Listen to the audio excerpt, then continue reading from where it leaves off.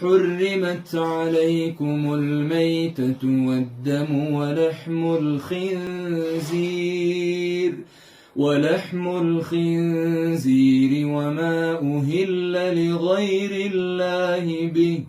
والمنخنقة والموقوذة والمتردية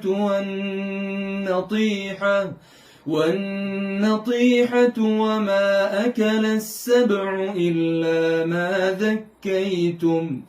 وما ذبح على النصب وأن تستقسموا بالأزلام، ذلكم فسق. اليوم يئس الذين كفروا من دينكم فلا